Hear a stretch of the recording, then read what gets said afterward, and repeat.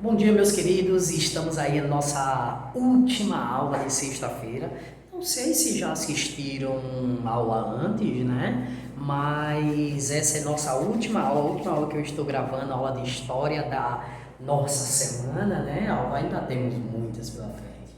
Mas essa é a última da semana, que estará na página 455 e 456, que é uma constituição, que é uma continuação das aulas que nós já tivemos. Na semana passada, nós falamos da Constituição Cidadã, nas outras aulas nós voltamos os civis no poder, né? Nós falamos bastante da Constituição na aula passada. Nós vimos que a Constituição, ela deu o direito do povo voltar a votar, e nós chegamos a novas eleições com o governo Collor. Só que antes de tudo, oremos ao nosso Deus.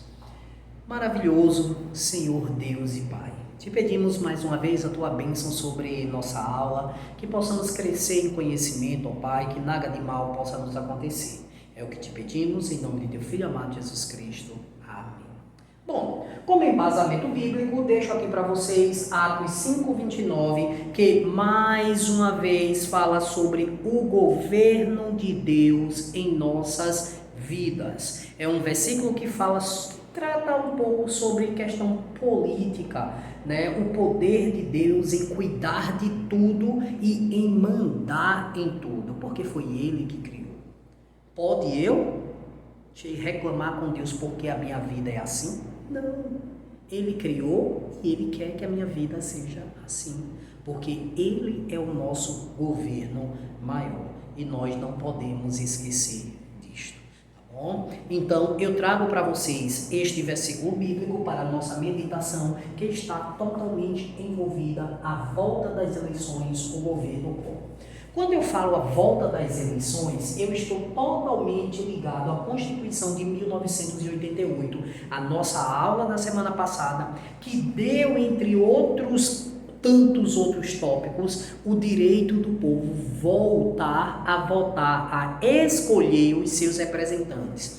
Depois de 29 anos, né, a Constituição foi de 1988, em 1989 voltou a eleição no Brasil, ou seja, 29 anos depois, o povo teve direito a votar, a escolher os seus representantes. E que é uma situação extremamente importante, enigmática no Brasil, por passar tantos motivos, por tantas situações, e voltar o povo a ter direito. E uma observação também que eu deixo para vocês é que depois desse momento não mudou mais. De 1989, olha, eu nasci em 1985. A primeira eleição depois da nova Constituição foi em 1989. Eu já ia fazer 4 anos de idade. De lá para cá, nós não mudamos mais. Nós tivemos o governo Collor, depois de Collor tivemos eleição para Fernando Henrique, que passou 2 mandatos, depois o governo Lula, que passou 2 mandatos, depois o governo Dilma, 2 mandatos, na verdade 1,5, porque houve o impeachment, né? Entrou Temer, depois eleição que entrou agora Bolsonaro. Mas nós estamos tendo as eleições, o povo está votando conforme a Constituição, ela dá a ordem.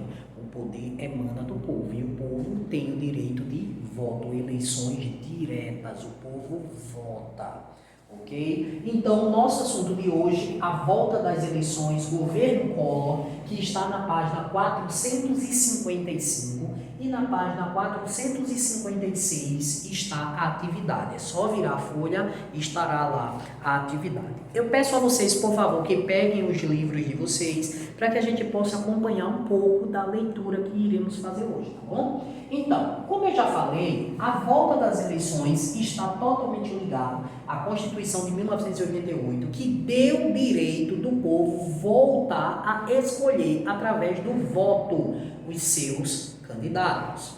Nesta primeira eleição, que aconteceu em 1989, Fernando Collor, mais conhecido como Collor, ele chegou ao poder. Ele venceu a primeira eleição depois da ditadura militar. Voltando, depois da ditadura militar, Fernando Collor venceu a primeira eleição democrática no Brasil. Depois da ditadura militar, ele foi o primeiro presidente no Brasil. Então, a Constituição de 1988 deu direito ao povo a voltar a escolher seus candidatos. Houve eleição em 1989 e quem ganhou foi Collor. Então, vamos ver aí o que é que o seu livro diz agora na página 455. 455.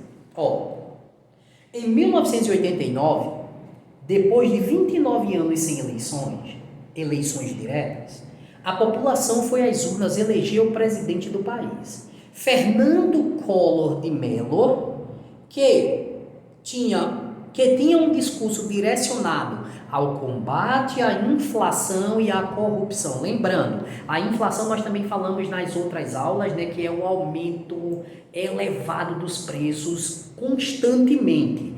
Todos os dias o preço aumenta, toda semana é preço lá em cima, lá em cima, lá em cima, e isso atrapalha demais aqueles que ganham pouco. Então, Collor, ele tinha um discurso de combater a corrupção e também a inflação. Venceu as eleições em dezembro de 1989, né? E tomou posse em 15 de março de 1990. Olha, nesse período a eleição foi em dezembro e o presidente tomou posse em março. No caso, quando teve a eleição, eu já tinha 4 anos de idade. Hoje mudou um pouco. Normalmente as nossas eleições no Brasil são em outubro e o presidente toma posse no dia 1 de janeiro, na virada do ano. Este ano, por causa da pandemia, as eleições serão no dia 15 de novembro, mais ou menos um mês depois do que era para ter tido. Já era para ter tido eleições. Por causa da pandemia foi adiado aproximadamente um mês. Nós teremos eleições no próximo dia 15 de novembro, né? Aproximadamente aí 20 dias pela frente, né?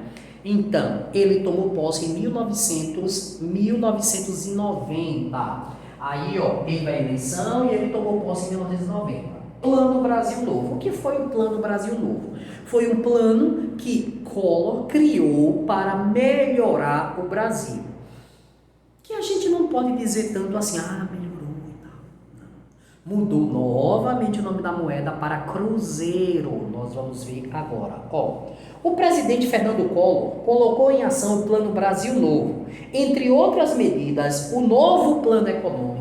Esse Plano Brasil Novo foi um plano econômico que existiu no governo Collor para tentar melhorar o nosso país. Entre diversos pontos, destaca-se, mudou novamente a moeda nacional para o Cruzeiro, mudou o nome da moeda novamente para o Cruzeiro. Congelou os preços e os salários da população, tipo, olha, o supermercado não pode aumentar o preço de nada, mas também não tem aumento de salário, entendeu? As pessoas ganhavam a mesma coisa, os produtos também não podiam aumentar, de forma nenhuma. Bloqueou as contas da poupança da população, isso foi uma situação muito complicada. Porque, por exemplo, é muito comum as pessoas guardarem um pouco de dinheiro nas poupanças no banco. O que foi que Fernando Collor fez? Bloqueou o dinheiro do povo. Bloqueou o dinheiro do povo. O povo não podia sacar o dinheiro que era deles mesmos. Imagina você chegar num banco hoje e não poder pegar o dinheiro que é seu. Mas ele fez isso. Infelizmente, ele fez isso.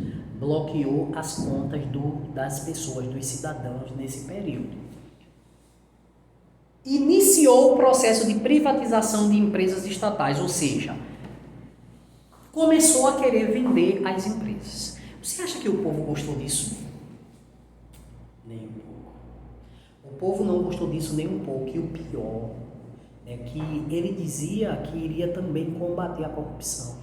Com o passar do tempo, foram ficando claro, que ele estava envolvido nas corrupções. O discurso dele era combater a corrupção, mas ele ficou se envolvendo na corrupção, o que não agradou o povo nem um pouco. Muita pressão ocorreu nesse período em que foi descoberto que ele poderia e estava envolvido em corrupção. E o povo batalhou, pesado contra. Então, olha o que é que diz aqui. Apesar das medidas, Collor não conseguiu combater a corrupção nem a inflação. Além disso, passou a ser um dos principais suspeitos de corrupção em seu governo. Esse cenário resultou em grande insatisfação popular. É o que eu acabei de falar aqui agora há pouco. Em 1992, o Congresso Nacional instaurou a Comissão Parlamentar de Inquérito, CPI, para investigar as denúncias de corrupção e milhares de pessoas saíram às ruas para exigir o impeachment do presidente. Por causa das diversas tensões políticas geradas em seu governo, Fernando Collor renunciou à presidência em 2 de outubro de 1992. O vice-presidente Itamar Franco assumiu o mandato em meio ao caos econômico e social. Ou seja, presta atenção no que eu vou falar agora. Collor disse que ia combater a corrupção, pelo contrário, ele se envolveu nela. Uma comissão foi eleita para investigar se aquelas denúncias de corrupções eram verdadeiras ou não. Foi descoberto que era verdadeira e Collor sofreu o impeachment. Como você pode ver aí no seu livro, milhares de pessoas foram às ruas pedindo que Collor saísse do poder. Aqui embaixo até tem, ó, milhares de pessoas se reuniram no Vale do Anhangabaú, em São Paulo, para acompanhar a votação do impeachment do presidente Collor. Essas pessoas queriam que ele saísse do poder porque ele mentiu, ele estava envolvido em corrupção. E a partir daí houve o impeachment. O impeachment, que significa impedido de governar. Ele foi retirado do poder. É o impeachment. A partir daí do impeachment, Collor deixou a presidência do Brasil. Vejam só, o nosso primeiro presidente depois da ditadura militar já sofreu impeachment, foi retirado do poder. Esse impeachment, gente, ele foi o primeiro, mas foi o único no Brasil, professor? Não, porque como nós já vimos há pouco tempo atrás, a presidente eleita, Dilma Rousseff, também sofreu um impeachment. No seu segundo mandato, ela foi retirada do poder, ela foi proibida de governar e assumiu Temer. Mas foi Fernando Collor de Mello, conhecido como Collor, que sofreu o primeiro impeachment depois da ditadura militar. Ou seja, depois que o Brasil foi redemocratizado, foi o primeiro presidente a sofrer o impeachment. Ele foi o primeiro presidente e foi o primeiro a sofrer o impeachment, que significa impedido de governar, impedido de continuar no poder. Então, como vocês podem ver, esse foi o governo Collor, um governo que prometeu, mas não cumpriu. Um governo que disse que ia acabar com a corrupção, mas se envolveu até a cabeça nela. Um governo que bloqueou o dinheiro do povo, um governo que congelou o salário do povo e que não pode ser classificado como um exemplo de governo, infelizmente. Mas nós não podemos dizer que depois que Collor saiu, acabou a corrupção. Não, infelizmente a corrupção só aumentou, infelizmente a corrupção está grande até os dias atuais. Infelizmente os presidentes que prometem não cumprem. Infelizmente nós continuamos em corrupção.